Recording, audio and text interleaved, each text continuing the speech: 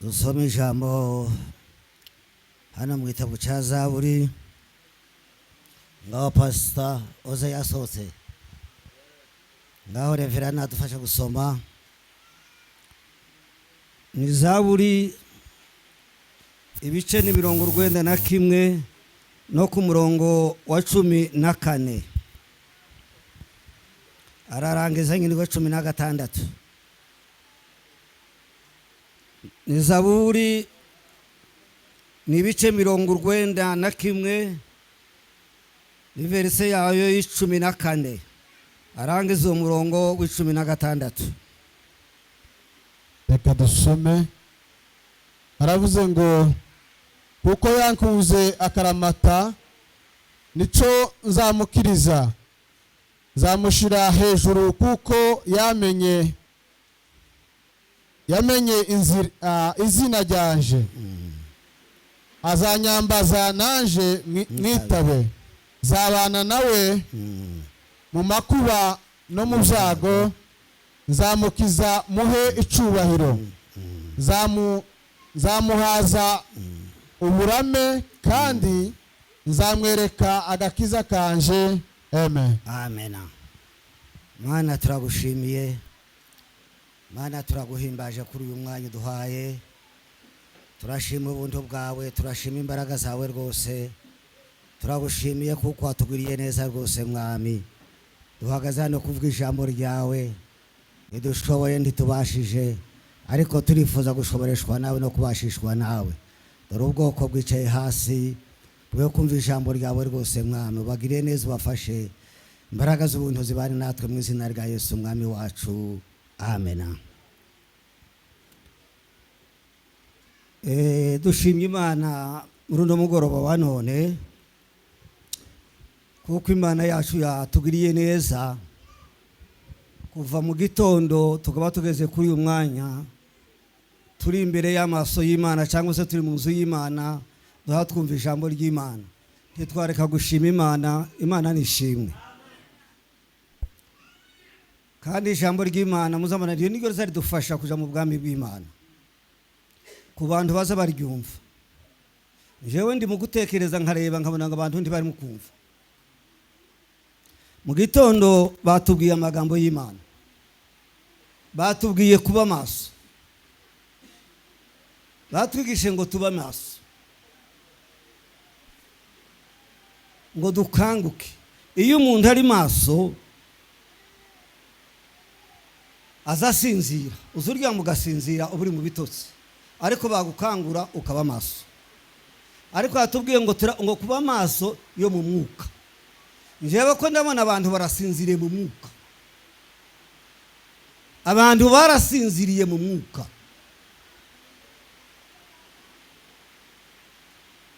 Ariko ni mukanguke. Ijambo ry'Imana tubwiye ngo dukanguke, nimureke dukanguke. Ubundi yatubwiye ngo yasomye igitabo cy'Abaroma, aravuga ngo ku 12 aravuga ngo bene data ngo ndabinginga ngo mutange imibiri yanyu ngo ibitambo bizima byera bishimwa n'Imana, ngo niko kuyikorera kwanyu gukwiye. Pawulo ahabwira Abaroma imibiri yabo afite ko baza bayikoresha ibyaha, ibintu bidakwiye. Imibiri yabo bayikoresheje ibyaha ibitakwiye, ariko Pawulo arabwira ngo ndabinginga kubw'imbabazi z'Imana ati mutange imibiri yanyu ibi bitambo bizima byera bishimwa n'Imana. Ni mutange imibiri yanyu ibi bitambo bizima byera bishimwa n'Imana, kuko imibiri yacu ari urusengero rw'Imana.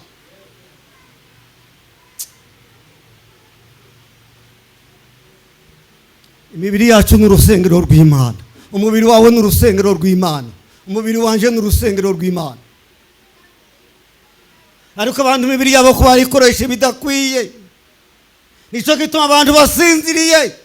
Ijambo rivuga ngo ni mubyuke. Abantu barasinziriye muri kino gihe, abantu barasinziriye. Reka turekera aho tuge n'ijambo twasomye.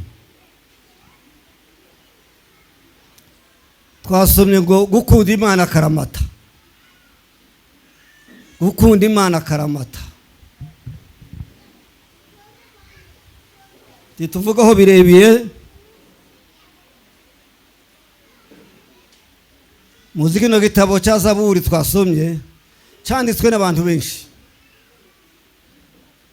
Hariho n'izindi bitazwi abazanditse, ariko abandi handitse nk'abagabo 9 no banditse Zaburi, ariko izindi ntizize bazanditse, ariko twagiye gusoma ntituzi warwanditse, ariko n'abantu banditse. Ariko biravuga ngo bafashijwe n'iki? Abantu no bafashe ikaramu kwandika, ariko ngo byanditswe n'umwuka w'Imana. Yesu ashimwe. N'abantu bari buzuye umwuka w'Imana nibo banditse Bibiliya. Tituja kure tuvugaho cyandikiwe naho gebyo tujana umwanya kandi twobivuga, ariko reka tugende n'amagambo yacu twasomye.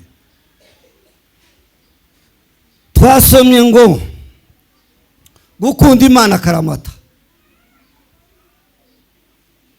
Ese dukunda Imana akaramata? Gukunda Imana akaramata ni ugukunda nyine. Uriya musore yatubwiye ngo aradukunda, ni ukuri nyine aradukunda. Nanjye maze kubona ko adukunda, arimo kuza kudutaramira. Aradukunda.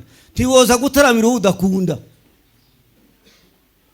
Ariko ijambo ryatubwiye ngo dukunda Imana akaramata.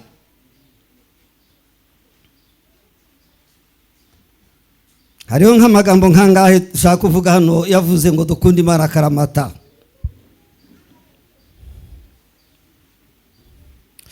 Kuko yadukunze akaramata, nicyo kwa dukunze akaramata nicyo nzakurikiza. Kuko yadukunze akaramata nicyo nzamukurikiza. Ijambo ry'akabera avuga ngo nzamushira hejuru kuko yamenye izina ryanje. Ninkunda Imana akaramata ngo azanshira hejuru kuko yakunze izina ryanje. Ijambo rya gatatu, azanyambaza nanje mwitabe. Nimba twarakunze Imana akaramata, azanyambaza nanje ngire gute? Mwitabe. Jambo rikurika yavuze nzamukiza muhe icyubahiro. Nimba twarakunze Imana akaramata, nzamukiza kandi muheze icyubahiro. Ijambo ryongeye uravuga ngo nzamuhoza uburame, nzamuheza kurama, kandi nzamwereka agakiza kanje. Wakunze Imana akaramata. Iyo dusomye mu gutegeka kwa 2 ibice ni 6 no ku murongo wa 5, haravuga ngo ukundisha Uwiteka Imana yawe umutima wawe wose n'ubugingo bwawe bwose n'imbaraga zawe zose. Nimwumva uwakunze Imana akaramata. Imana ngo yikundisha ubugingo bwawe bwose n'imbaraga zawe zose n'ubwenge bwawe bwose n'umutima wawe wose.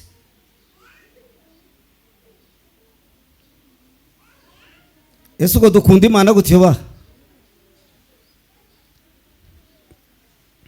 turaza kuvuga abakunze Imana, abakunze Imana akaramata. Ukundisha Uwiteka Imana yawe umutima wawe wose n'ubwenge bwawe bwose n'imbaraga zawe zose.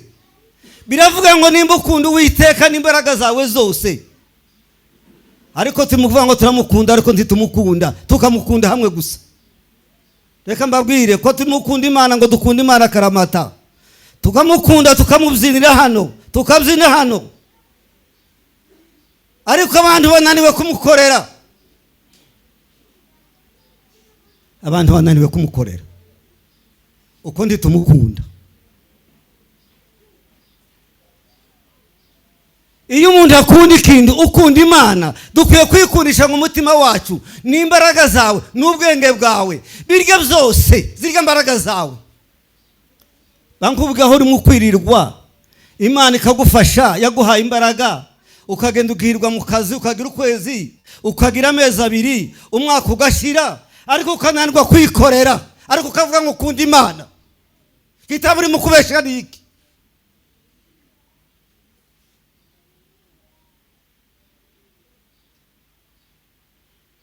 ariko abantu bakavuga ngo dukunda Imana muyikunda gashe dore uko muyifashe nuku hasigaye gusa ngo gahurubuke ariko ukunda Imana nuku urayigundira ukayigumaho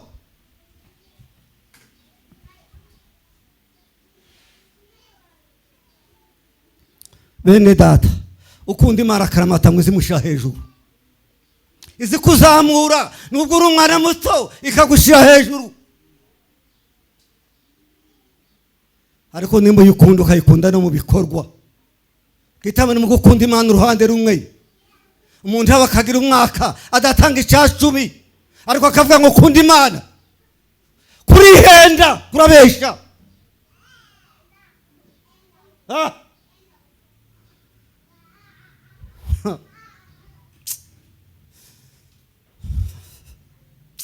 reka mbabwira abakunze Imana akaramata nidushaka turekera aho ngaho mbabwira abakunze Imana akaramata iyo dusomye mu gitabo cy'Itangiriro dusanga uyu musore witwa ngo ni Yosefu mwene Yakobo muri babana 12 Yosefu ndamukunda cyane yakunze Imana bakuru be bamugira ifitina bamaze kumugira ifitina baramugurisha kuko muza mu bisoma nditugenda mu mwanya muremure baramugurisha bamujana kwa Potifari ashika umukozi wo kwa Potifari amaze kuba umukozi wo kwa Potifari atura harakora ibintu za Potifari bigira umugisha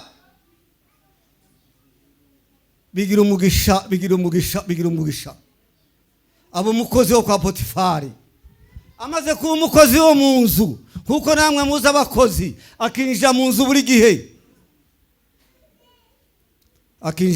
gihe aha yakora imirimo ariko ngo uce muka Potifari aramubwira ati dukora ibyaha Yosefu aramubwira ngo nakunze Imana yanje aravuga ngo narayikunze sinakora ibyo aravuga ngo nakunze Imana yanje kandi Imana yanje nakunze izanshira hejuru izanzamunishire hejuru izampamagara nitabe bamugore ngo akecara mubwira ati tugire utyamugore Yosefu ati reka da ngo buce murabona umukozi kwaza makwaja mu nzu nawe muka Potifari aramufata ngo amufate amwinyugushiramwe ikota narisigarana ngo arisigana arishira ku gitanda cye Yosefu arasohoka aja hanze Yosefu amaze gusohoka hanze umugabo ngo aze ati dore wa muheburayo wazanye umugurano dore ibyo yankoreye dore yaje kunsuzugura umugabo aramufata n'umujinya muta mu nzu y'ipirizo ashike ngo mu nzu y'ipirizo kuko yarakunze Imana yiwe ngo ntiyigera yiganyira iyo umuntu akufite ngo yakunze Imana ntuza wiganyira ntuza wirwa wiganyira kuko ufite Imana abantu ni mugusanga bahabiganyira kandi bafite Imana amuta muri ya pirizo amaze kumuta mu ipirizo Yosefu ngo aranezerwa gusa wa wundi asanze muri pirizo kera ngo amugira umukuru w'abarinzi b'iyindi pirizo Yosefu ageze mu iminsi ariko bukendi tuvuga umwami arose inzosi twende Yosefu ngo buce baramujana muri Egiputa umwami arose inzosi aramusobanurira Yosefu abigikomagoma muri Egiputa abuwa kabiri muri Egiputa kuko yakunze Imana yiwe abantu bakunze Imana bakayikunda akaramata umunsi umwe bazaja mu bwami bw'Imana haleluya bazoja kubana n'Imana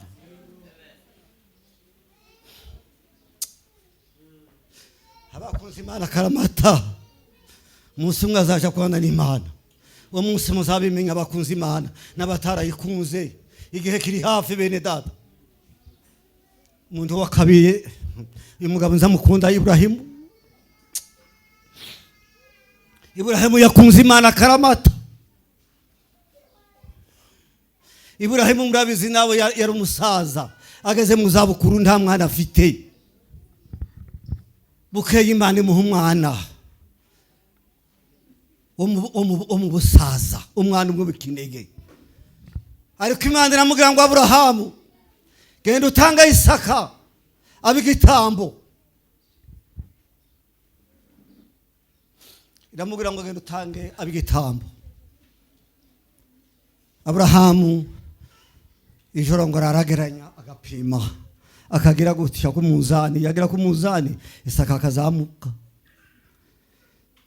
Arara ngo gutya ngo buce mu gatondo, ntiyariho abwira umugore. Iyo abwira umugore byari bikomeye, ariko ntiyigeze abwira umugore. Ngo amare abwira abakozi bati mufate indogobe tugende tujyara ku musozi wa Moriya. Ajana n'umuhungu we Isake, baragenda ngo bashike begereje kuja aho yamutambiraga. Ngo abwira abagaragu ati nimusigara ahangaha, jewe n'umwana wanje tugende tuje hariya imbere. Mwumve namwe. Ngo agere imbere, umwana we aramubaza ati se, ati papa, mwumva ko ari agahinda. Aramubwira ati papa, ko dufite inkwi tukagira umuriro, ese umwana w'intama wo gutanga igitambo ari hehe? Yose Aburahamu ngo yumva ku mutima bara, aravuga ati Imana iri bwironkere. Baragenda ngo amaze gushika ku musozi wa Moriya, ngo yubaka igicaniro, kandi yari umwana w'umusore.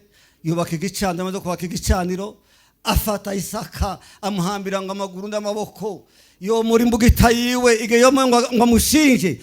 Yumva ngo ijwi rimubwira ngo Aburahamu we, Aburahamu we, ntugire icyo utwara Isaka umwana wawe. Ngo arahindukira kureba ryajwi, ngo abone imfizi y'intama, ngo amahembe afashwe mu gihuru, ngo aragenda arayizana, arayitanga icungura Isaka. Imana ibwira Aburahamu ngo Aburahamu we, ngo mbonye ko nkunda. Yesu ashimwe.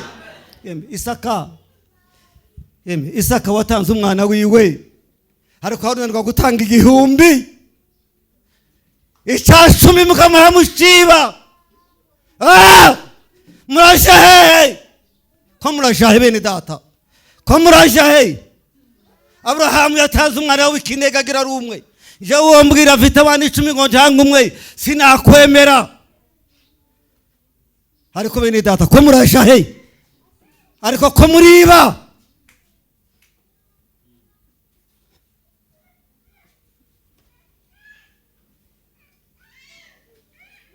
Dukunda Imana karamata, dukunda Imana karamata. Aburahamu umwana umwe w'ikinege, wewe ukomera kumutanga, unaniwe gutanga 10, unaniwe gutanga 200, wotanga umwana wawe. Ariko mukabesha ngo dukunda Imana, gitamwe mukabesha ngo dukunda Imana niki? Nimureke kwishuka. Ariko bene data, ntimukuzi Imana ishadukore muri kino gihugu. Hano mwese ntawe ufite inkoko, ntawe ugira n'inkoko. Ninde ufite inkoko? Ntawe. Ninde ufite inzu yiwe? Ntawe. Ariko ko murarya, ariko ko muranywa, wagenda Imana ikagufasha kwaza waronse 1000, ugashira mu wawe n'umugore wawe n'abana bukarya, ukavuga ngo ashingura damaraye. Ihatari.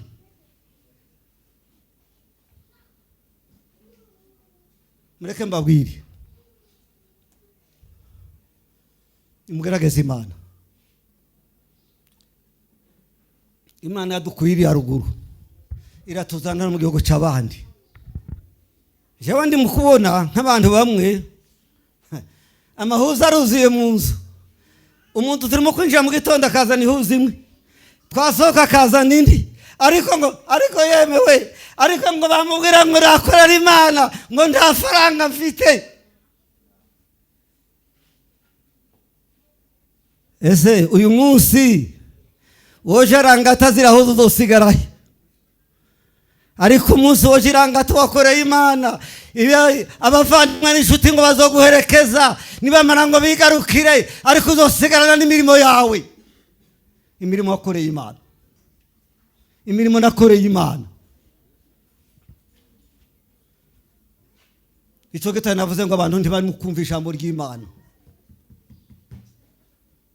ariko iyo mwumvaga ijambo ry'Imana twokoreye Imana nk'uko bikwiye. Ijambo ry'Imana riri mu kunywa mu matwi, Satani ari mu kurihuha, ntimuryumve ntimumenye ko ari Satani yayibahuha.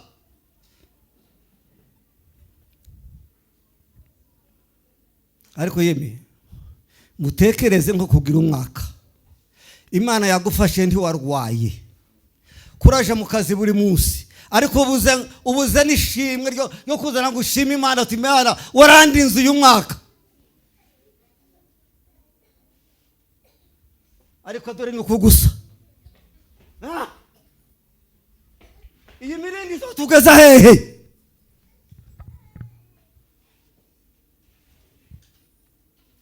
Dukunda Imana karamata bene data, ukunda Imana uyibumbatire, uyegamire, wegamire umwami Yesu. Numukunda n'abazagukunda, numwegamira n'abazakwegamira. Nimureke twegamira Imana nizatwegamira. Aburahamu niyo sogokuruza wo kwizera twese. Aburahamu yaratunze kuko Aburahamu ibyakoze byanejeje Imana. Nawe wokora ibinejeje Imana, nawe Imana yo kugira nk'uko. Ni kuko imwe ko bitanezeza Imana bene data. Mwababyeyi mwe, umugabo akazana ifaranga akakubwira ngo dore gusa duhahe dushire mu nzu. Ese uwo ryisogo ariko agatanga icya10, ejo sinozorya inyama. Imana nizitanga, Imana niziduha. Abantu barimo kwihenda ngo n'ubwenge bwabo, nta bwenge bwacu, n'ubwenge Imana niduha. Ube ngutekereza inzu urimo utubatse hano muri Kenya muri kapitali, muze mutekereze, ntimutekereze imbaraga z'Imana, ariko ugatekereza ngo n'imbaraga zawe. Kuriringira imbaraga zawe, nimwiringira Imana, mureke kwiringira imbaraga zanyu. Ureke kwiringira imbaraga zawe. Wa mugore uzubwira umugabo ati wa mugabo uvuye mu kazi, ese watanze icya10, ese watanze amashimwe. Ubu mushana ko muragenda bavuga ngo n'amagambo y'abasaza, ngo n'amagambo y'amasaza. Oya, si amagambo y'abasaza, n'amagambo y'Imana. Icya10 cyahumetswe n'Imana. Wova ukaja he? Ubu ngubu hari nigisho nyinshi zazibuza abantu gutanga icya10. Abeshiga naho niho bafashe. Hari nigisho cyo kuvuga ngo umuntu ntacihana, ngo mureke kwihana. Izo beshi zo zazibatwara, ariko mugiye kuja muri Gehenomu. Gehenomu irabarinze. Abahamera bizo ngibyo Gehenomu irabarinze. Bene data, duhunga umushinga w'Imana ugiye gutera. Yesu ari hafi kugaruka kujana biwe. Yesu ari hafi kugaruka kujana be. Kandi abiwe nawe intore ziwe ko ziritegura. Munsi impanda y'Imana izavuga. Abiteguye bazazamukana nayo. Tugeze mu gihe cy'iherezo bene data. Tugeze mu gihe cy'iherezo, mureke kudebagara ngo muvuge ngo turi muri Nairobi. Imana ntizihinduka. Ya Mana twasize mu Minembwe niyo dufite hano. Ya Mana twasize mu Bibogobogo niyo dufite hano. Imana iri hano n'iri Buraya. Abantu bazohinduka ariko Imana ntizihinduka. Nta munsi n'umwe izihinduka, ariko abantu bari guhinduka Imana ntizihinduka.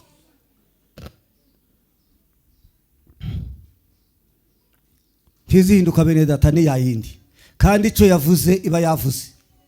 Ntizivuga ngo mushana, ntizonavuga ngo mushana. Ukora utakora, ukiranuka ngo nagumye akiranuke, nuwezwe ngo nagume yezwe. Ariko aravuga ngo dore ndaza vuba, ngo zanye ingororano, ngo kugira ngo ngororane umuntu wese ibyo yakoze.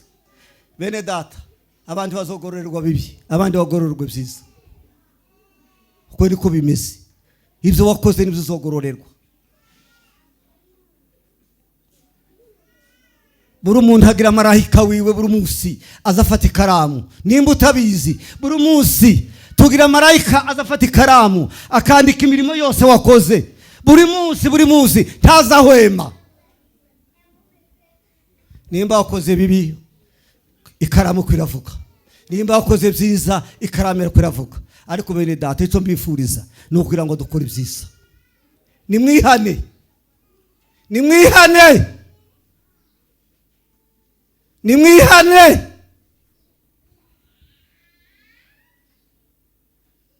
Kitamwe mu gucumura ntimwihane. Umunyabyaha ntazaja mu ijuru, uwakora ibibi ntazaja mu ijuru. Reka mbabwire, umunyabyaha ntazaja mu ijuru ndamba. Mu ijuru ni iryera, hazaja yabera. Ariko nimwihane.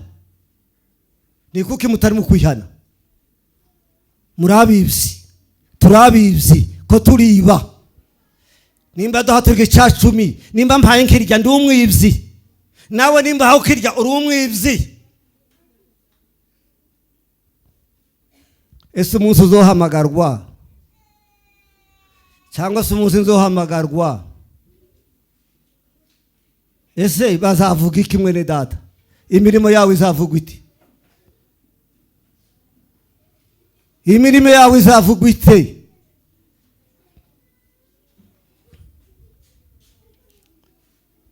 Yesu ari hafi kugaruka bene data. Ni ukuri kandi Yesu naza. Igihe cy'imperuka cyatugezeho. Kandi imperuka yatugezeho, mubona ibindi biha bikorwa, ibintu biriho binyine nibihe by'imperuka. Nabandi gakora avuga ngo namajambere. Ngo namajambere, imperuka yatugezeho. Kandi abantu benshi bazakorwa n'isoni. Danieli yaravuze ngo bamwe bazazukira ubugingo buhoraho, abandi ngo bazukira gukorwa n'isoni, ngo no gusuzugurwa iteka. Kandi wabaga mu rusengero, wararirimbaga, warasengaga, warigishaga. Yemenata biteye ubwoba, biteye ubwoba.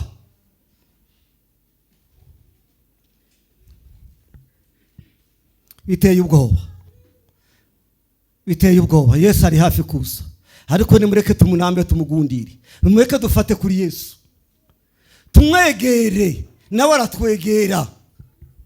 Ariko se nikatakoze, nikataduhaye, nikatadukoreye, nikatadukoreye. Abantu baje bahunga nta kintu bafite.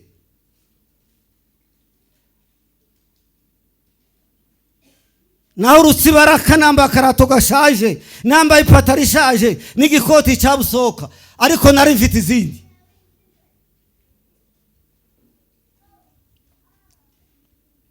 Ariko ubu nyine mfite nabonye izindi.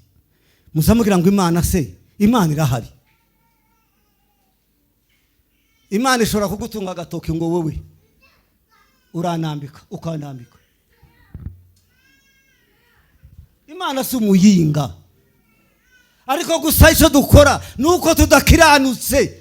Dufe gukiranukira Imana bene data. Dukora iby'ubushake bw'Imana, dukiranukira Imana, asigaye tuyitegeho. Nimureke dukiranukira Imana, asigaye tuyitegeho. Uzuyibaza ngo Mana,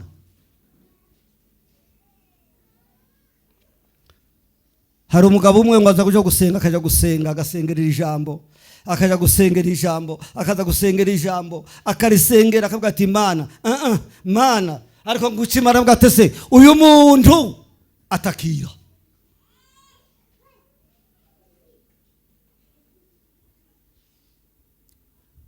Turabasore, turacyari batoya, ariko Yesu akunda abasore, na Satani agakunda abasore. Ibyo ndimubizi. Yesu akunda abasore ngo bayikorere, bayihimbaze, muyiririmbire, muyihimbaze, muyikorere imirimo yanyu. Irabakunda cyane, ikunda abasore. Satani nayo igakunda abasore, igakunda ngo reka mbajane, mbashire mu isi, bazobure buriya bwami.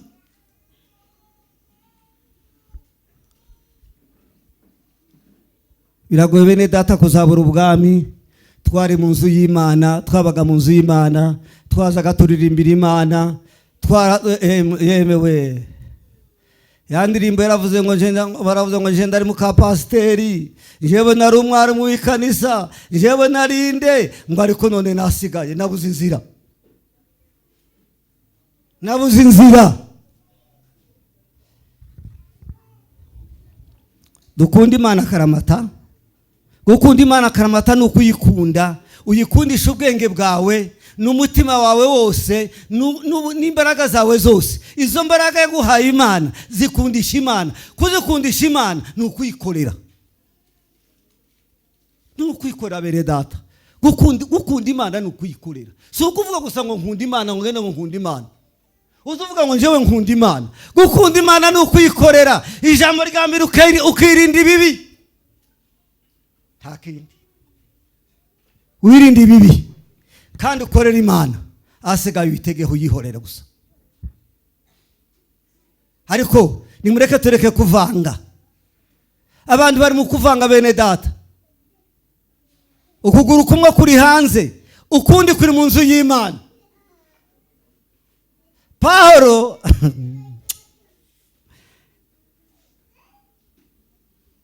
bamwe bari mukuzi Imana. Abaroma ngo bazaga babatizwa ngo bagasiga ukuboko kumwe hejuru, ukuno gasiga ngo ndikubatizwe, ukuga ngo kugakora ibyaha ngo ndikwabatijwe. Abakristo benshi niko bameze, ukuguru kumwe kuri hanze mu by'isi, ukundi kukaba mu nzu y'Imana. Hatari. Ariko nimukeze kuri akundi kuguru kuri hanze, uzo kwinjize mu nzu y'Imana, winjire muri Yesu. Numara kwinjira muri Yesu, umukunda akaramata, umubumbatire, ubane nawe iteka ryose. Tugiye kurangiza bene data. Twasomye ijambo ry'Imana ryavuze ngo dukunde Yesu akaramata, kandi ngo wamukunze akaramata ngo azamushira hejuru. Nubwo yoba umwana mutoya, nubwo yoba ari umukobwa mutoya, ubakunze Imana akaramata, izimwinira ukamushira hejuru. Gukunda Imana ni ukuyikorera no kwanga ibibi, kuva mu byaha ngo niko kujijuka. Mureke tuve mu byaha, amaze dukorera umwami wacu, tumukunde. Nitumara kumukunda, amaze murebe nabo ko tazadukunda. Yeme Yesu ntiyadukunze. Yesu yaradukunze, yadukunze urukundo rwo karamata. Yesu wavuye mu ijuru, Yesu akabambwa ku musaraba kubera njyewe nawe. Ariko ntimuzamwibuka ku musaraba bene data. Ajanwa hari Igorigota, inyuma y'umuhana, baramutuka, baramusuzugura. Ariko aravuga ngo twadutandukanijwe n'Imana rurema. Ariko aravuga ngo aradukunda. Wagere ku musaraba avuga ngo byose birarangiye, barabirangije, natwe tubona ubugingo buhoraho. Nico gituma umeze gutya, nico gituma ameze gutya. Ariko none se bene data ko duhadusubirayo, nimereke gusubirayo, nimereke gusubira mu by'isi, nimubivemo tubitere umugongo, amaze twakire Yesu mu bugingo bwacu nk'umukiza wacu. Tumukunde, dukunde Yesu akaramata. Yesu azadufasha muri byose, Yesu azatugirira neza. Abantu barimo kwishuka bakihenda, ariko mureke tureke kwihenda bene data. Bana bacu, babyeyi bacu, bashiki bacu, barumuna bacu, igihe kiri hafi. Yesu ari kugaruka, aze gutwara biwe. Kandi umunsi impande izavuga, umunsi kanisa rizova hano mu isi, hazoba akaga katigeze kuba, hazoba akaga katigeze kuba, hazaba akaga katigeze kuba.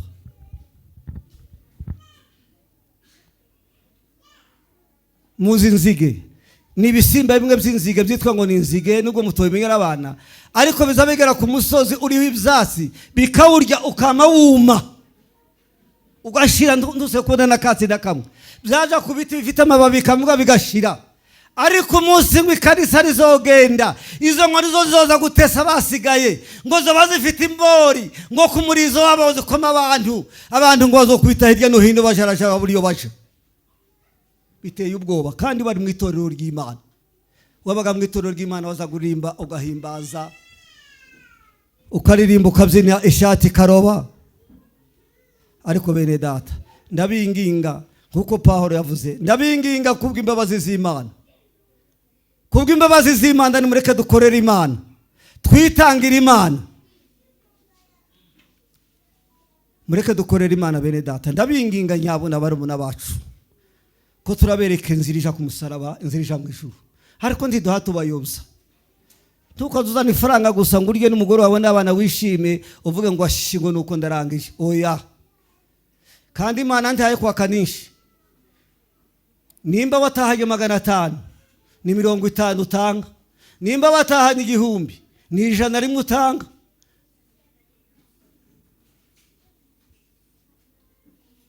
Ariko byo birananiranye, Satani maze kwinika imitima y'abantu.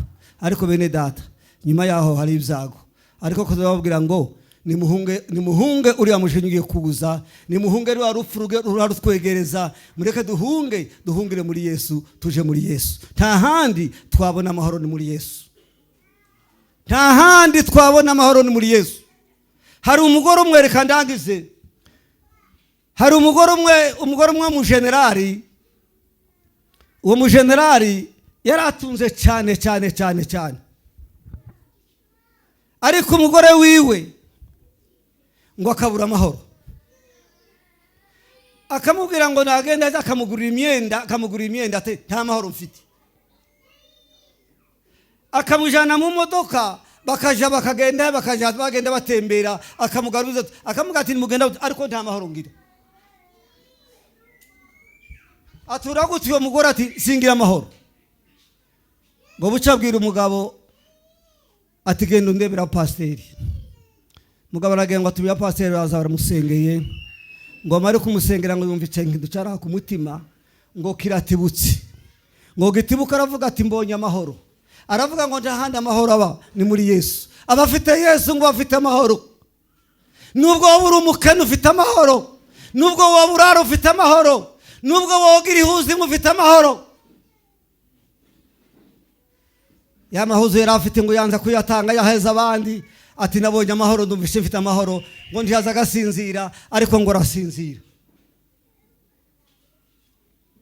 Mwene data, abafite Yesu bafite amahoro, abakunze Yesu bafite amahoro. Iyo ukunze Yesu nawe aragukunda, mureke tumukunde nawe aradukunda. Dukunda Imana nayo iradukunda, tuyiyegereze iratwegera. Iyi Imana yo tuyiyegereje, kandi kuyiyegereza ni ugukorera Imana no kwanga ibibi tukava mu bibi byose.